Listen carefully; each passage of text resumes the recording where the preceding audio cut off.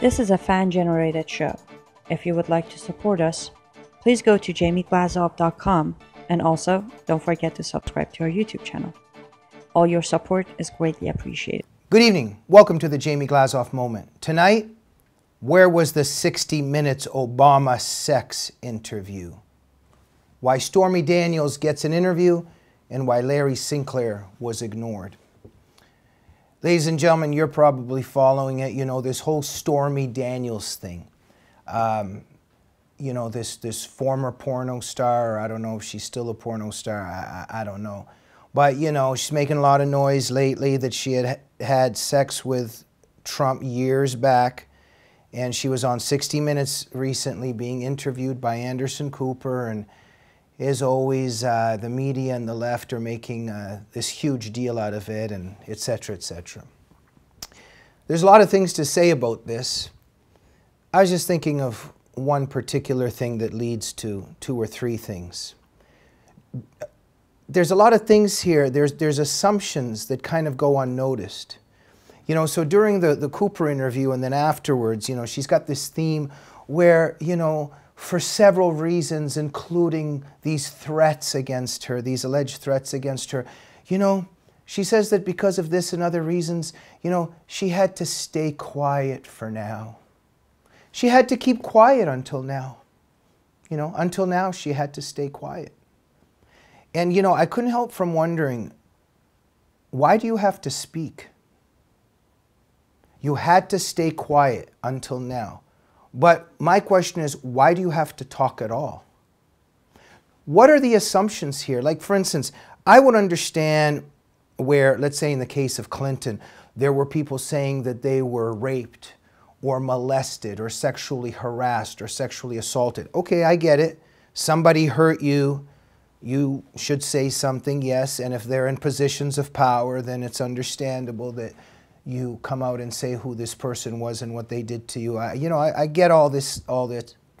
But in this case, the sex was consensual. So I'm just trying to figure out the assumption here. So when somebody becomes president, every single person that's had sex with this person in their lifetime has to come forward. You know, I can just imagine, this person, let's say this woman had sex with this person, 40 years ago or 30 years ago, and then the person becomes president and everybody's like, you've got to come forward now.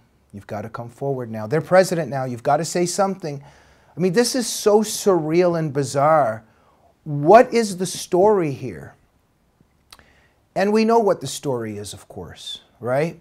Because the Democrats cannot get over, the left cannot get over that Trump won the presidency. So that's what this is really about, and we know that.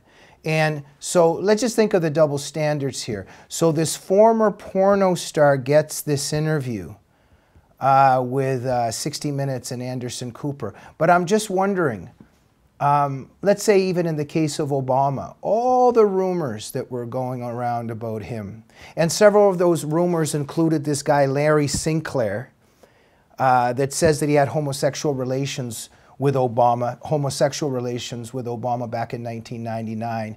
And this included a limousine, cocaine, and other details that I'll spare you of.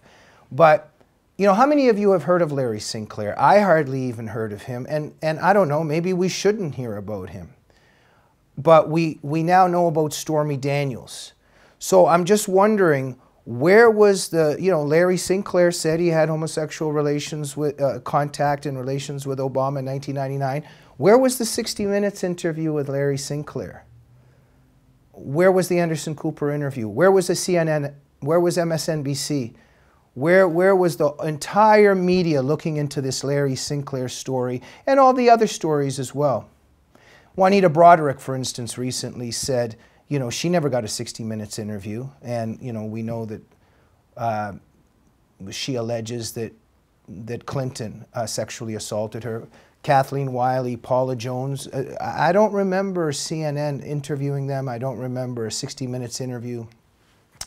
So we know the answer to this story, right? And by the way, there's a big difference with the Clinton ones.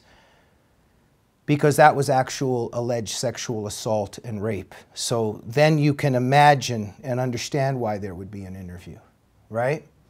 So what is this really all about? Well, we know what it's about. It's got nothing to do with, Stormy Daniels.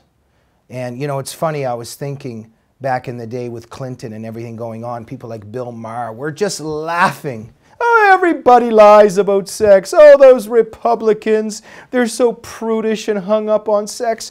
We're leftists and progressives. We're so easygoing. Sex is so natural. What are these prudish, barbarian Republicans so uptight? And now all of a sudden, Trump, consensual relations with a porno star, and all of a sudden the left is so worried and morally indignant about adultery and sex. So we know this has nothing to do with really what they're talking about and what they're looking into because of all the double standards. But we know what all of this is about. Trump won the election. They can't get over it. And we know that there's the globalists. We've got the Marxist Islamic Alliance working with the globalists. They had their plans. They hate Trump.